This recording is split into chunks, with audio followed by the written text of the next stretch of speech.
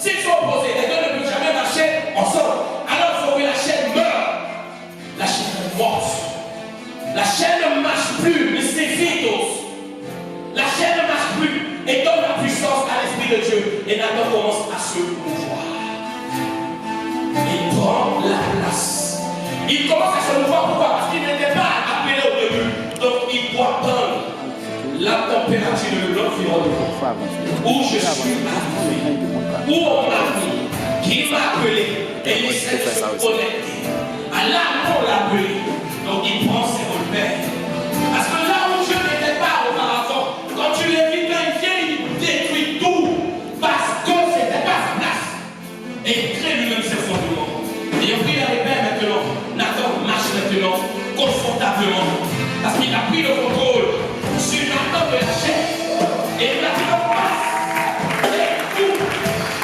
Et ce Nathan-là, c'est le Nathan qui ne peut pas être affecté par le diable. Le diable ne peut pas avec cette nature. Parce que cette nature, elle est de Dieu. Elle n'est pas la nature venue du sable.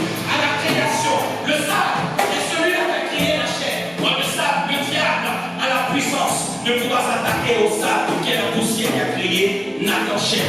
Nathan, l'Esprit de Dieu, celui-là chasse le diable, il marche sur la tête, il écrase la scorpion, il marche sur la tête du lion, il marche, il tue tout le monde parce que celui-là, il combat le diable ne peut pas le combattre.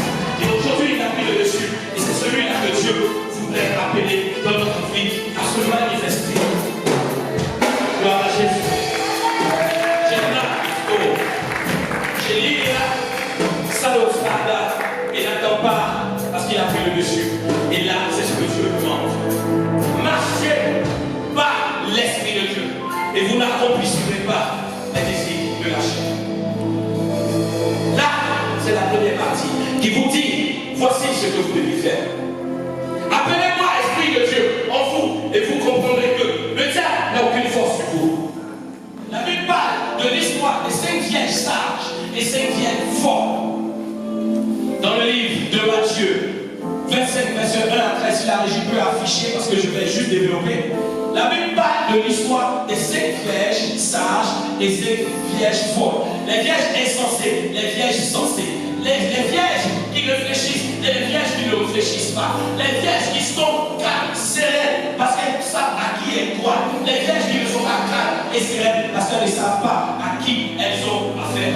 La Bible dit qu'ils sont 10. Ici dans ce tableau, vous voyez 7. Je crois que vous voyez 7. Effectivement, vous voyez 7. C'est cette personne qui vont représenter l'histoire de ces 5 vierges sages et les sages et de ces 5 vierges folles. Les vierges sages, les femmes sages, intelligentes, calmes, sereines, qui savent en qui elles ont cru, qui ont de l'espérance, qui ont la foi. Les vierges folles sont celles-là qui n'ont pas la foi, qui tombent à tout moment, qui peuvent se relever, qui tombent à tout moment, qui tombent à tout moment. Pourquoi? Parce qu'elles ne sont pas fondées dans l'intimité avec le Seigneur. Et celles-là sont les personnes que vous voyez en 2 couleurs qui sont là. Vous laissez la couleur blanche qui représente les femmes sages, qui est la couleur blanche. Alors, la Bible dit, alors que le royaume des cieux sera semblable à 10 vierges qui, ayant pris leur nom, allaient à la rencontre de l'époux. On va aller vite. 5 d'entre elles étaient folles et 5 sages. Les folles, en prenant leur lampe, ne prirent point d'huile avec elles. Mais les sages prirent avec elles leur lampe de l'huile dans les vases. Comme l'époux tardait, toutes s'assoupirent et s'endormirent.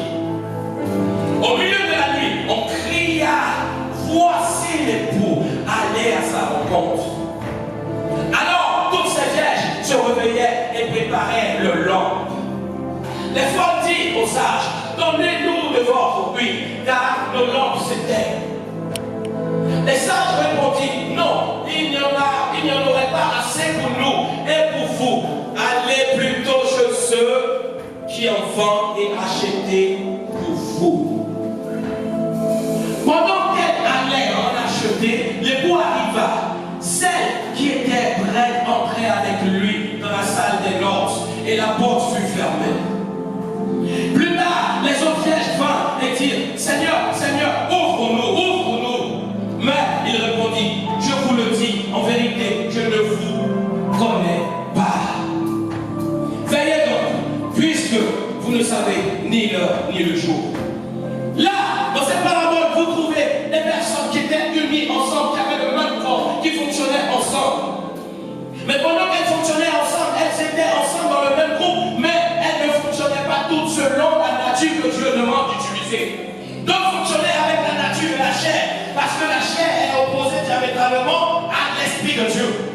Si vous fonctionnez avec la chair, on ne pourra pas aller ensemble en intimité. Parce que celui-là qui fonctionne par l'esprit restera toujours connecté. Et il n'aura jamais de fin, parce que la connexion est toujours créée.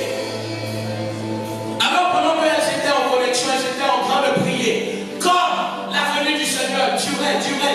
Ce qu'elles demandaient au Seigneur, comme prière, elles attendaient la réponse et que la réponse ne venait pas. Alors elles ont décidé de sortir du groupe. Ah, on arrive, on va les voir dehors. Et c'est pour ça que vous pouvez les voir en train de se lever, d'être distraits, et pas essayer de chercher quelque chose d'autre. Et pensant vouloir revenir, et elles sortent. Mais pendant ce temps, dans le groupe, les saintes continuent de rester. Parce qu'avec le Seigneur, elles disent, on doit avoir la foi et on doit tenir. Parce qu'il faut que nos prières montent, elles doivent monter. Vous savez, dans l'histoire d'Égypte, où Dieu voulait libérer le peuple, voulait libérer son peuple qui était séquestré en Égypte, le Seigneur dit à Moïse, va dire à Pharaon que les cris de mon peuple sont montés à moi. Pour que le Seigneur puisse entendre, c'est parce que le peuple a longtemps prié. Restez toujours en connexion. Et les pleurs, les cris sont arrivés au ciel. Le Seigneur a entendu leur prière. Alors il a envoyé son serviteur Moïse. Va dire à Pharaon de libérer mon peuple. J'ai entendu les cris et ceux-là sont restés en connexion. Ils n'ont pas failli.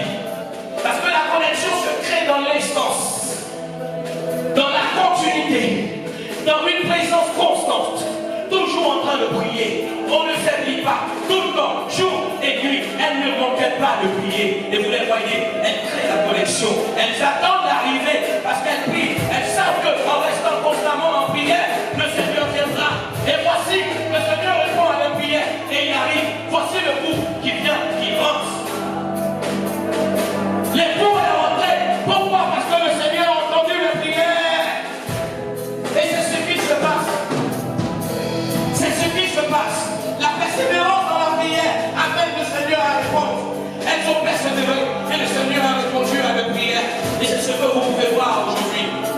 Et pendant ce temps, les autres vierges folles, elles ont entendu que le Seigneur est venu répondre à la prière. Elles ont décidé de courir pour venir.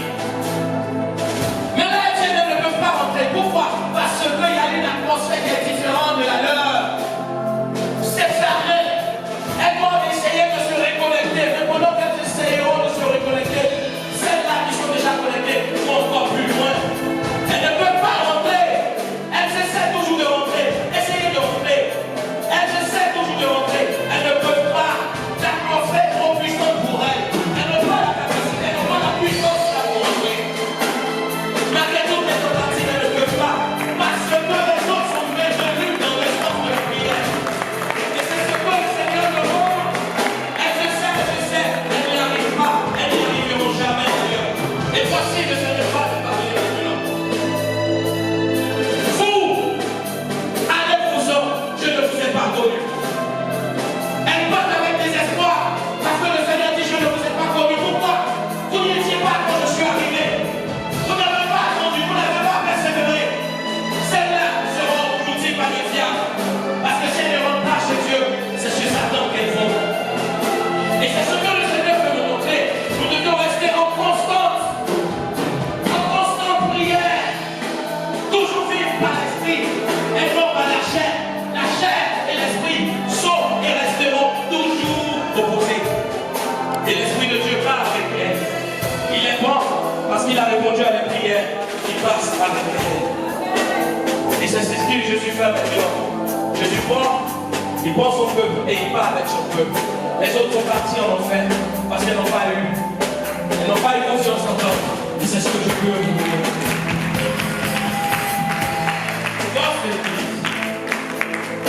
Force de l'Église. Vivons par l'esprit et non par la chair. La chair et l'esprit sont et resteront toujours opposés. Ce que ta chair aime, ton esprit n'aimera jamais. Oui, l'esprit de Dieu n'aime jamais ce que la chair aime. Parce Parce que la chair n'est pas l'esprit de Dieu. Oui. La chair n'est pas l'esprit de Dieu. L'esprit de Dieu est en nous. Nous devions nous maintenir. Force de l'Église. Dans le livre de Jacques 4, verset 8, la Bible dit, approchez-vous de Dieu et il s'approchera de vous. Approchez-vous de Dieu et il s'approchera de vous. Dans le livre de Jacques 4, verset 8, la Bible dit, approchez-vous de Dieu et il s'approchera de vous. Et il s'approchera de vous. Nettoyez vos mains, pécheurs. Purifiez vos cœurs, hommes irrésolus. Approchez-vous de Dieu et il s'approchera de vous. C'est-à-dire, celui qui décide de dire, je veux m'approcher du Seigneur, le Seigneur s'approchera de lui. Si vous êtes connecté, aucune distraction ne vous fera rire. Parce que vous devez rester connecté. C'est la présence de l'Esprit de Dieu. Là où l'Esprit de Dieu est et que nous sommes concentrés, nous vivons par l'Esprit. Et l'ange du Seigneur qui est dans le temple, l'ange du Seigneur s'établit toujours. Pourquoi? Parce que je vois celui-là qui est connecté à moi. Le secret de l'Éternel est pour ceux qui le craignent. Et il leur fera connaître son alliance. Dans le livre de Psaume 25, verset 14.